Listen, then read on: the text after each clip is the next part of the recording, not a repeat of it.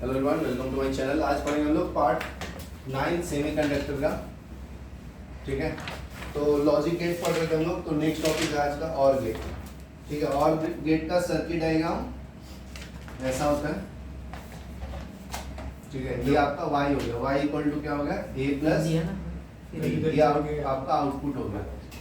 Input क्या होता है ए बी सिग्नल यहाँ पे इनपुट है, इनपुट। ठीक है, तो और gate has two or more input and one output, it is called logical addition. ठीक है, तो इसको और गेट को हमको लॉजिकल एडिशन भी बोलते हैं। ठीक है, लिख लो,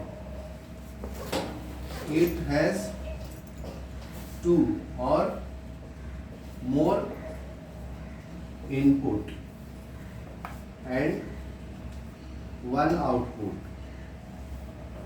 ठीक है, is called logical addition, is called logical addition.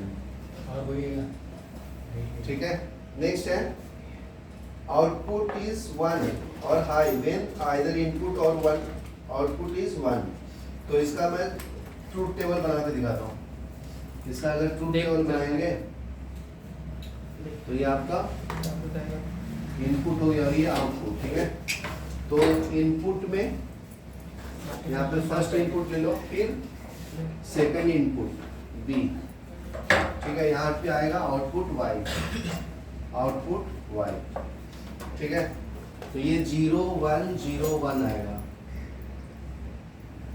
ठीक है, फिर यहाँ पे 0 0 1 1, मतलब 1 2 3 4 होता है ना।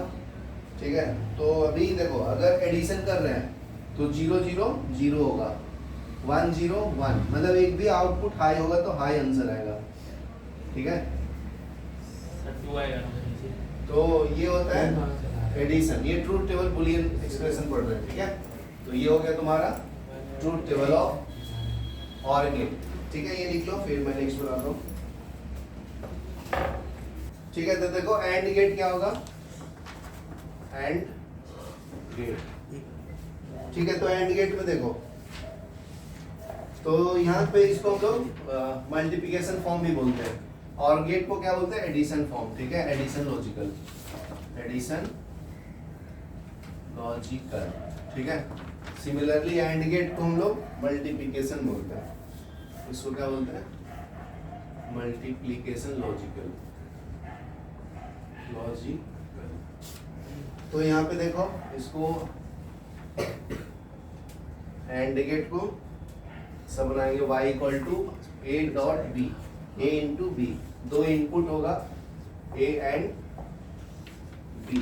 ठीक है, तो and gate has two or more input and one output. And operation represents a logical multiplication. तो इसको देखो मैं लिख दिया हूँ, लॉजिकल मल्टीप्लिकेशन होता है। ठीक है, इसका ट्रूथ टेबल बना लो, उससे ही पता चल जाता है सब।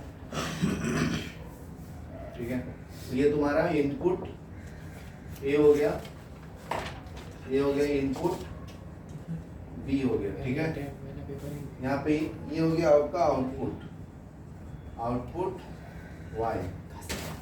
ठीक है, तो ये 0 0 1 1। ठीक है, और ये 0 1 0 1 लेते हैं। ठीक है, तो मल्टीप्लाई करो, तो 0 0 0 0 1 0 1 0 0 1 1 1। तो ये तुम्हारा आउटपुट हो गया एंड गेट में। ठीक है, तो output y of and gate is high only if input a and b is both are high। ठीक है, the logical and truth table for this is given in the Boolean expression. ठीक है, तो ये आपका बुलियन अलजेब्रा भी इसको बोलते हैं। ठीक है, आपका बुलियन एक्सप्रेशन। ठीक है, तो बुलियन एक्सप्रेशन हो गया ये। ठीक है, ये हाई कब होता है, जब दोनों इनपुट हाई होगा, बाकी टाइम में क्या होता है, सब जीरो होता है। याद रखना, इंपॉर्टेंट है। चलो लिख लो,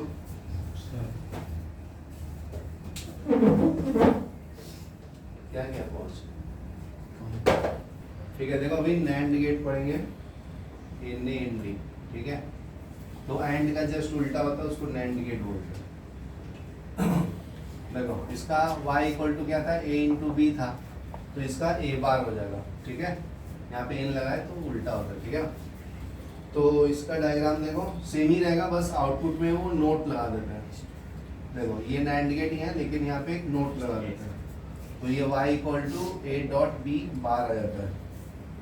ये हो गया तुम्हारा ए बी, ठीक है, y equal to a dot B bar आएगा। तो AND gate is form by connecting output of a not gate, ठीक है। तो यहाँ पे हम लोग नोट गेट कनेक्ट कर देते हैं, इसको नोट गेट बोलते हैं, और ये वाले को AND गेट बोलते हैं। तो ये दोनों कॉम्बिनेशन को हम लोग AND गेट बोलते हैं, ठीक है। तो नेक्स्ट है output of NAND gate is exactly opposite to that of AND gate, ठीक है। तो AND गेट का जस्ट इसका उल्टा आंसर आएगा, ठीक है, ड्यू टू नेगेशन। तो ट्रूथ टेबल से तुम्हें पता चल जाएगा, ट्रूथ टेबल बना लो। ये तुम्हारा इनपुट ए है, इनपुट ये है तुम्हारा इनपुट बी, ये है आउटपुट वाई, आउटपुट वाई, ठीक है। तो ये लिख लो 0 0 1 1, ये हो गया 0 1 0 1, ठीक है। तो 0 0 का आउटपुट क्या होगा, वाई है। तो ध्यान दो y क्या है तुम्हारा, y bar a dot B, a dot B a 0 into 0 0 होगा ना, लेकिन उसका आंसर उल्टा आना चाहिए 1, 0 1 0 होगा लेकिन 1 आएगा, ठीक है ना। देखो बार मतलब उसका उल्टा लिखना है, 1 0 0 होगा लेकिन 1 आंसर आएगा, 1 1 1 आएगा लेकिन उसका उल्टा आंसर देने का 0 होगा, ठीक है। तो इसमें सब 1 होगा एक्सेप्ट 1 1 वाला। तो ये सब वैल्यू तुम्हारा हाई वैल्यू बोलते हैं इसको, और इसका लो वैल्यू है, ठीक है।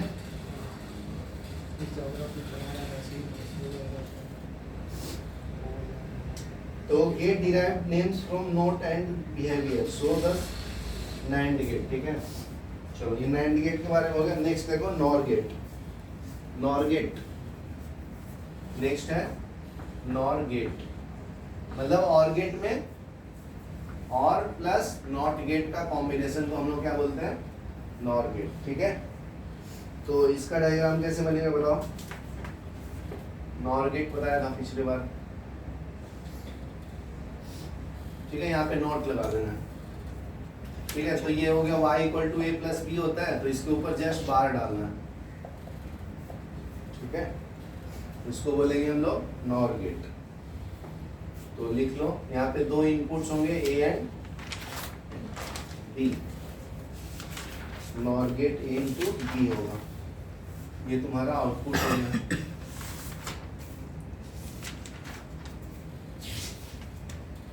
ये क्या होगा, इनपुट।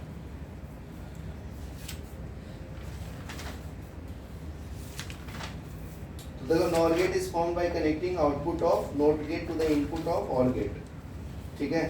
तो नेक्स्ट देखो output of NOR gate is actually opposite that of OR gate. तो हाई रहेगा तो उसका आंसर क्या आएगा, तुम्हें लो करना है, उल्टा करना है। तो इसका बूलियन एक्सप्रेशन तुम्हें लिखना है, ट्रूथ टेबल से समझ लो डायरेक्ट, ठीक है। तो ट्रूथ टेबल में दो इनपुट देंगे और एक आउटपुट देंगे। तो ये तुम्हारा इनपुट 1 हो गया, ये तुम्हारा इनपुट बी हो गया, ठीक है। ये आउटपुट y हो गया आपका, आउटपुट y। तो आंसर देखो 0, पहले तो इनपुट 0 0 1 1 लिखना होता है, फिर 0 1 0 1, ठीक है। तो 0 0 का एडिशन 0 होगा, तो उसका उल्टा आंसर लिखने का हाई 1, फिर 0 1 का एडिशन 1 होगा लेकिन उल्टा आंसर लिखने का 0 होगा, 1 0 का 1 फिर 0 होगा, 1 1 का 1 और 0। तो इसमें देखो उल्टा है ना आंसर, ठीक है। लिख लो फटाफट।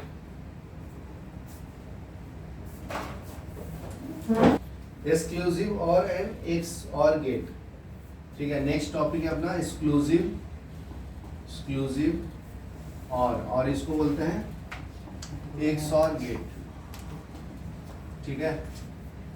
तो एक्सक्लूसिव और logical function is very useful circuit that can be used in many different types of computational circuit. The ability of XOR gate to compare two logic level and produce output value depends upon the input condition, very useful, ठीक है। Output of the exclusive goes high only when two inputs are at different logic level with respect to each other, ठीक है।